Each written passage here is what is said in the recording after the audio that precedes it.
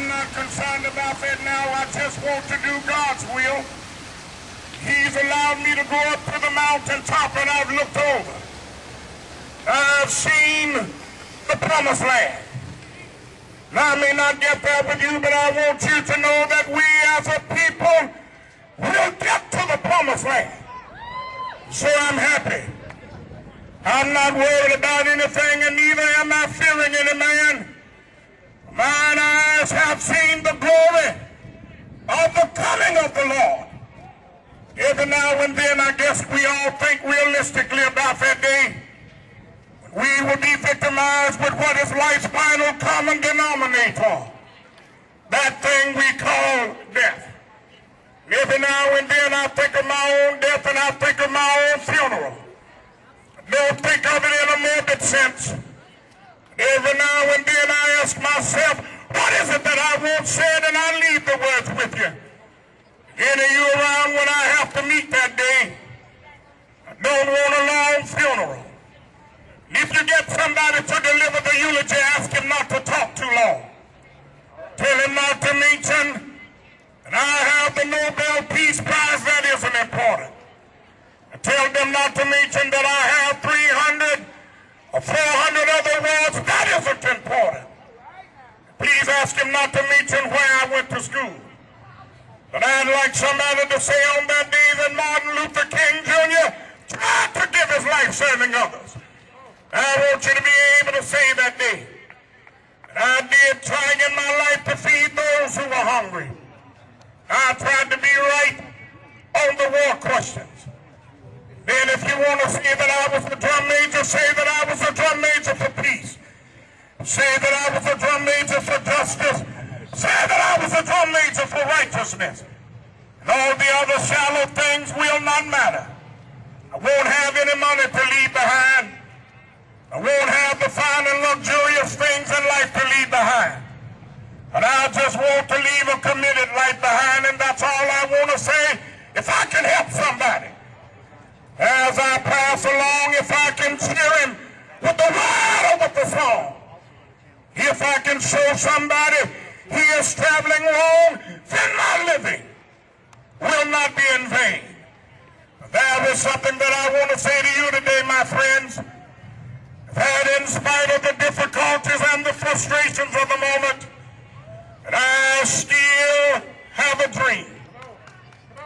It is a dream deeply rooted in the American dream. I have a dream that one day this nation will rise up and live out the true meaning of its creed. We hold these truths to be self-evident, that all men are created equal. I have a dream. And I have a dream that one day, down in Alabama with its racist governor's lips, dripping with the words of interposition and nullification, right there, little black boys and girls will be able to join hands with little white boys and girls and walk together, sisters and brothers. I have a dream. Now I have a dream that one day, my 4 little children one day live in a nation where they will not be judged by the color of their skin, but by the content of their character. I have a dream. Now I have a dream that one day, down in Alabama, little black boys and little black girls will be able to join hands and walk together, sisters and brothers. I have a dream. Now I have a dream that one day every valley shall be exalted, every hill and mountain shall be made low, the rough places made plain, and the crooked places made straight. And the glory of the Lord shall be revealed, and all flesh shall see it together. This is our hope. This is the faith that I go back to the South. With this faith, we will be able to hew out of the mountains of despair a stone of hope. With this faith, we will be able to transform the jangling discords of our nation into a beautiful symphony of brotherhood. With this faith, we will be able to work together, to pray together, to struggle together, to go to jail together, and to stand up for freedom together. knowing that we will be free one day.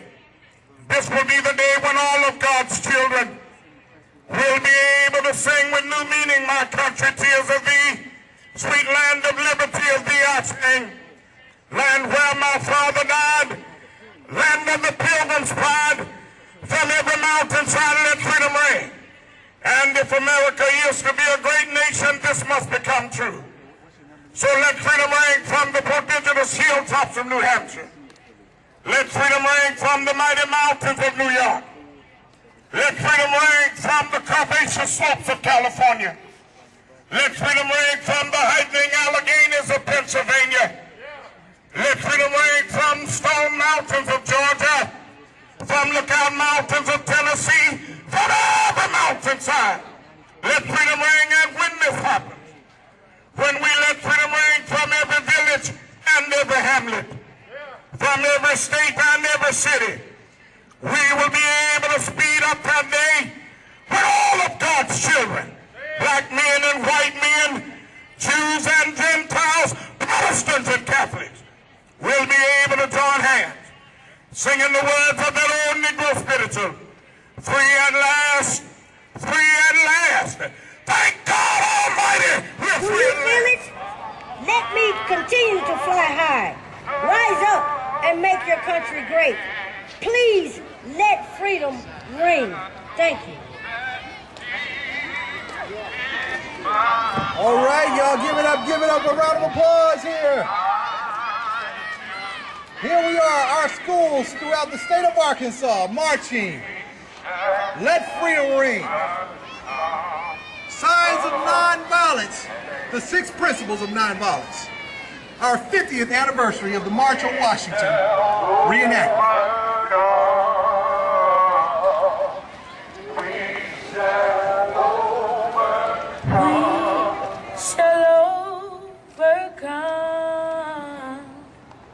We shall overcome.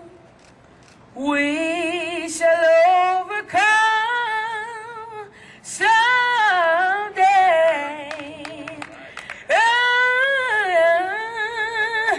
Deep in my heart, I truly do believe we shall overcome someday. We shall walk hand in hand. We shall walk hand in hand. We shall walk hand in hand someday.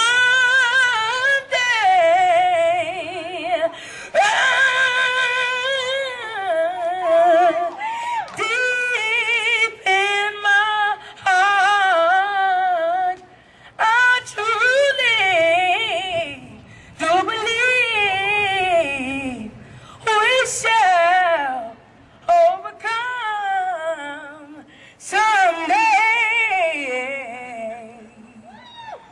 We shall live in peace. We shall live in peace. We shall live in peace someday.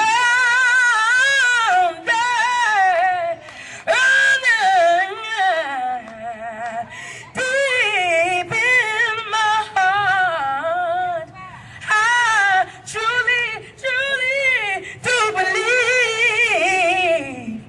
we shall live in peace someday. We celebrate that dream speech, and probably most of the people in this audience have read parts of how that really came about. There's I think a Washington Post article today, maybe a New York Times article today, that talks about he had not planned to use the "I have a dream" language in that speech. He had used that kind of language to a lesser extent in previous speeches, but had no plan. And he stayed up that night in the Willard Hotel the night before and hand wrote out a speech, and His aides had typed that speech up, and nowhere in the speech were the phrases attributable to "I have a dream." And he delivered the bulk of that speech, which you don't really see a lot of in the television accounts now, because it was so overshadowed by the last part of the speech. And according to the newspaper account, as he was starting to wrap up that speech, Mahalia Jackson, who had sung previously, said, "Tell him about the dream, Martin." She was standing behind him. And you know, he was an African-American preacher. And I've been around a lot of African-American preachers. Some of you in this audience know that I am the unofficial 5th pastor of the Four Church Fellowship.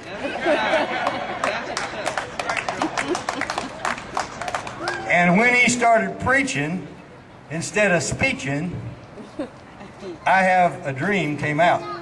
And that whole series of now memorable words that you see constantly quoted and constantly reproduced were spontaneously given, some of the phrases he'd used previously.